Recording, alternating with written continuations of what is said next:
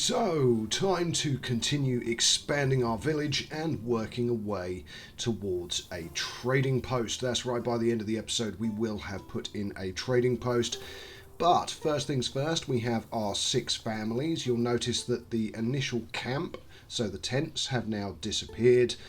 And we are going to be able to turn that into another burridge plot, nice and organic like. And I love this about this game, the fact that you can just decide the sizes. It needs to be big enough, of course, which is why I put the road where I did. So we'll put the starting points across here, across to the back.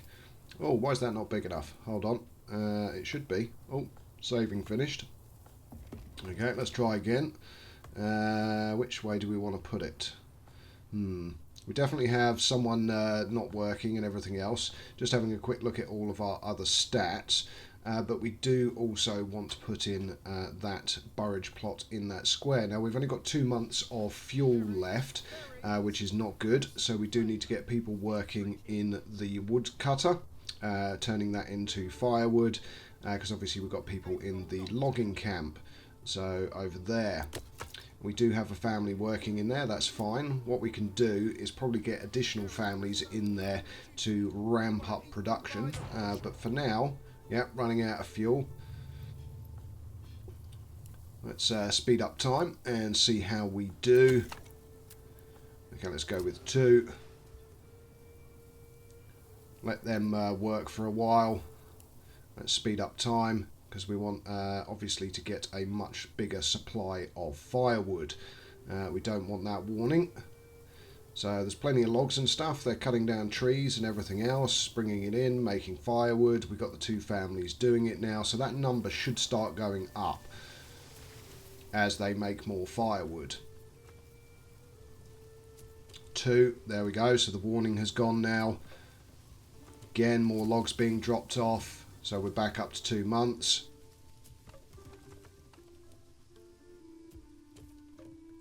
Ideally we want to get, there we go, 3. So again, just focusing your construction and buildings, just making sure that everything is being managed. And we want to go back and we want to try and build that burridge plot again. So let's see which way we can do it. Let's try across here, across there. There we go, although that's 2. Do we want 2? No, I think ideally we want 1 with an expansion possibility, because that is right in the town centre. There we go. Okay, perfect. So we've got our new burridge plot there. We've got a family that isn't working, so they will be able to construct that for us. And we have a 3-month supply of firewood now. Now it's only May, so we don't need to worry too much, because in winter your usage is going to double up. So you will start using twice as much. Now we still have a development point to use as well. We haven't spent it yet. And what I'm going to show you, because I've played with most of the initial development points. So traps, foraging, then you've got like foreign supplies, market trading, then you've got some other bits and pieces that you can do for your first development point as well. A good one to get is foreign supplies, and I will show you why when we get to spending it, because you can put in a food and firewood carts into your market that your villagers can pay 1 coin for to get firewood or food. Which is very, very handy, because it's like an instant food and firewood supply drop. Okay, I think that burridge plot is approaching completion. Lovely. We've got 55% approval rating now as well, which means we should get some more people coming in. So there we go, burridge plot level 1 complete. We now have 7 homes and 6 families, so we've got space for 1 more family, but we do want to keep enhancing our burridge plots. And of course, eventually we're going to need a church. Not today though. So the hitching post, we currently have 1, and we have 1 ox. It's another reason for getting the trading post, because we will increase our supply of oxes. And of course you can also get horses, which are used for trading routes. I was thinking, is it going to be worth putting 1 right next to the one that already exists, or expanding our village a bit more and then putting 1 down? And that's the conclusion that I came to. Disease. People suffering from disease may stop working. Access to herbs might speed up their recovery, while a varied diet increases disease resistance. Okay, got it. That is something, again, that we will be doing down the line as we develop the village and we do get through our first year without any issues. So you can also get a pack station for a barter connection. Now, we could put it over there, or we could put it over here. Yeah, I think it actually looks quite good there. Now, actually, after I built this, I didn't really use it much. I tended to use the trading post more. But again, getting all the buildings in, seeing their functions, and expanding the village is what we are aiming to do in this Perfect Start series. So you guys can follow along, skip forwards if you need to, for any tips and hints that you need for what you need to do with the game as you're playing along. Now, we've got our well in, of course, but you can see our water runs through and round. There is another stream in this plot, but you can also have a look at fertility as well. So rye, barley, flax, emmer. Obviously, you can see the underground water supply as well. And as you can see, it says smell and fire hazard work in progress. So I'm gathering we're going to have potentially natural disasters, so accidental fires and stuff going forwards, which would be pretty cool. And all the other functionality that the dev is talking about going forwards. So over here we've got our clay, and over at the back we have a stone deposit as well. So two, and of course the iron over there. So resource deposits that we are going to need to exploit going forwards, but not right now because our village is tiny, absolutely tiny. So we don't need to be concerning ourselves with those additional resources just yet. Okay, again, firewood is now up to a 5-month supply, which is good. If you look at the barrel at the top, we're at 5 months, which is much better. We still have our 1 additional family, and we have space for 1 more. So the next stuff that we're going to want to do is continue expanding the actual housing capacity, so more burridge plots. And as I said, the trading post. So the pack station is now finished. Have a quick look at that. So stable space 2, you can assign a family to it. Barter partner, no barter. So there is nothing there, nothing. So again, as I said, once I built it, it was one of those things that I kind of looked at it and then was like, oh, okay, all right, well, it doesn't look like we're going to be doing anything with this then for now, but that's fine. It's in our village, and as the functionality becomes available, we will of course use it. Now, I presume you need to be friends with somebody else on the map for bartering, is my guess. Or, of course, you need a horse. So you need a horse and a person to be able to do what you want to do. And, of course, we have our development point that I was talking about. So, around the edge, you've got beekeeping for honey. You've got forest management for increasing the capacity of berry deposits. Trapping for a passive income of meat. Up the top, you've got apple orchards, sheeps have babies, and heavy plough for improving your farming. Down at the bottom, you have armour and stonework. But we're going to go with foreign supplies.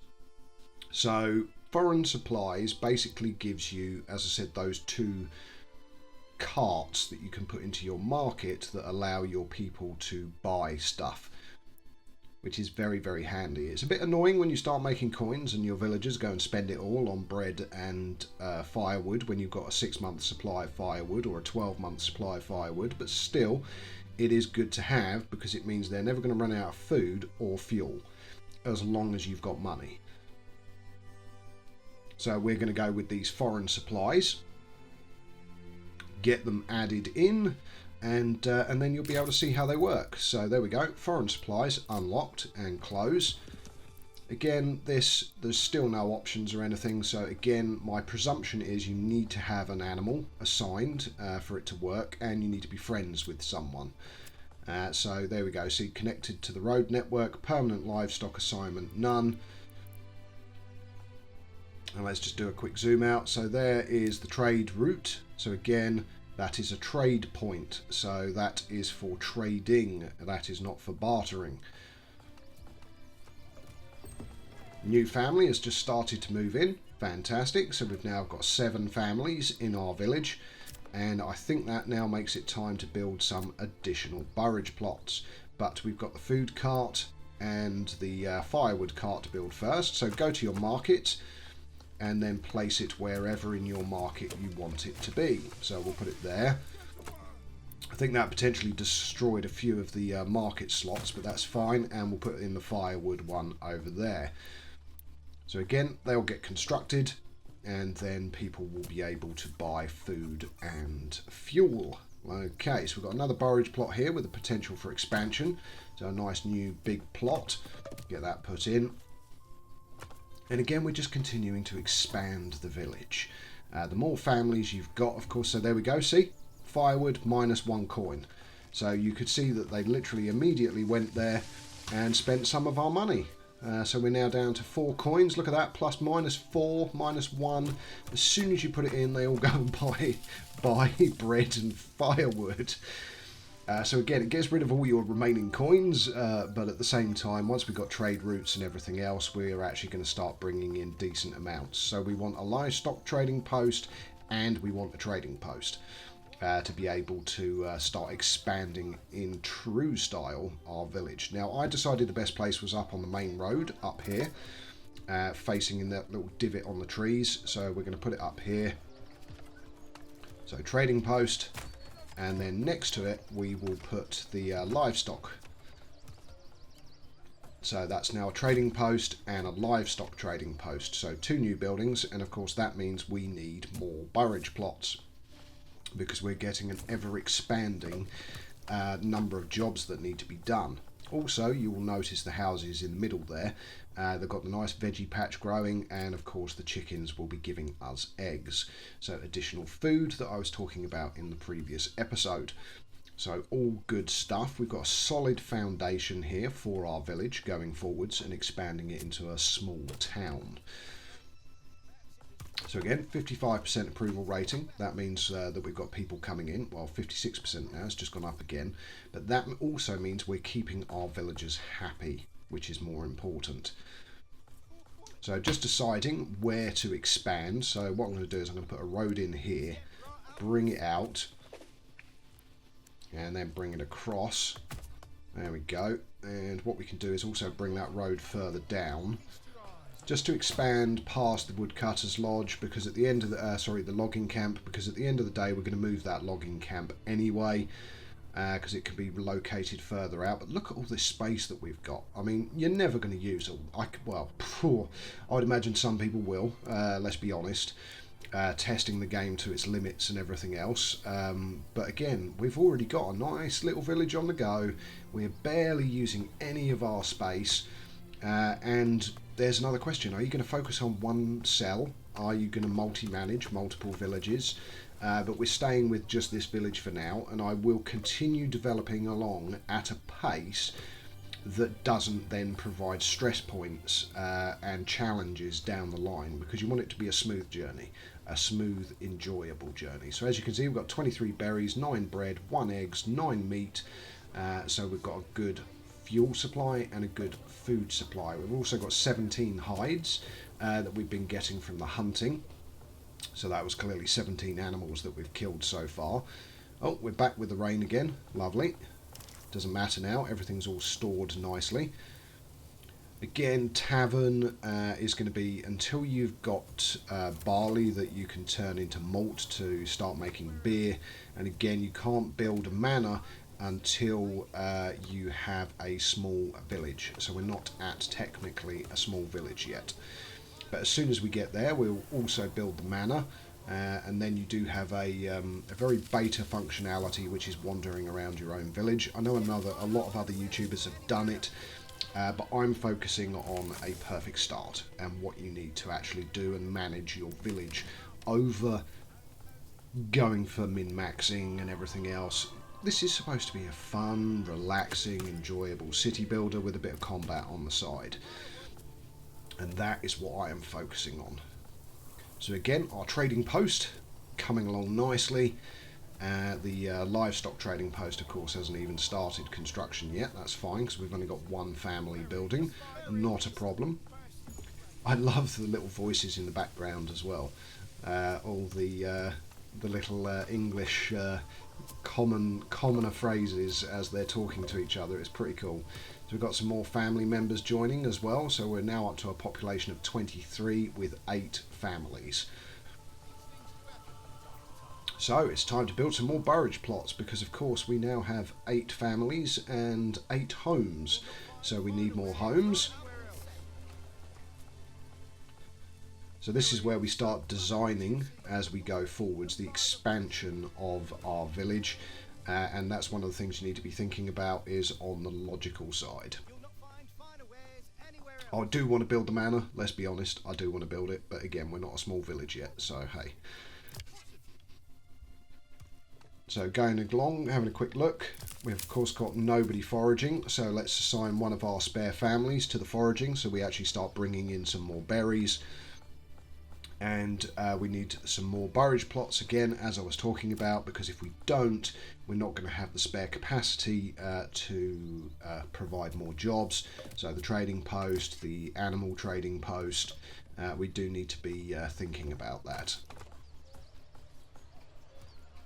Just having a look at everything. Oh, look at that lovely sunny day.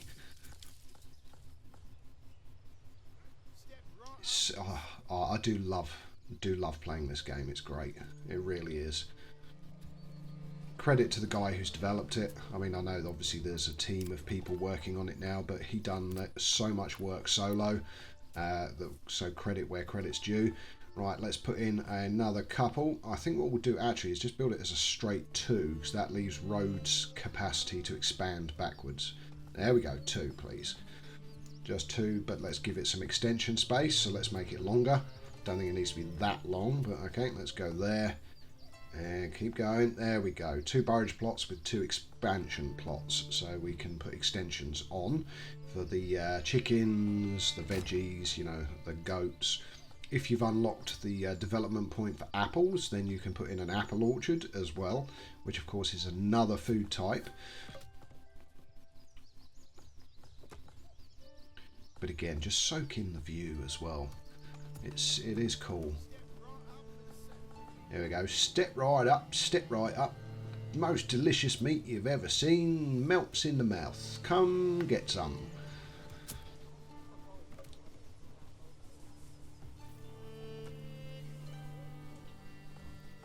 So now, literally, we're in July, so we're in our first summer, and as the series goes, you will see we survive our first year, and beyond that, we are in a very good position in year 2 to continue our expansion, start farming and everything else. I get all of those building blocks in place before we get to the end of the first year. So not only are you successful in your first year, you're able to continue that success into year 2. So we're going to have an extra couple of burrage plots there, so that will give us the ability to have 10 families. We've currently got 8.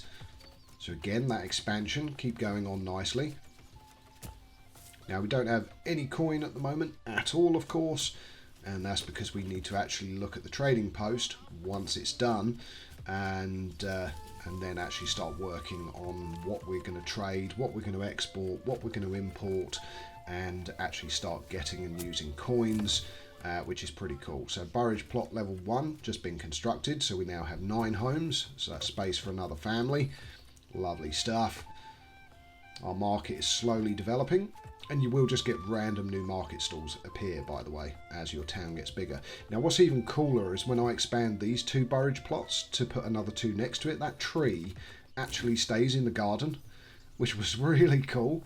I was like, oh, so it didn't destroy the tree, it kept the tree. So it's like literally you've got a house with a tree in the garden, which is pretty cool.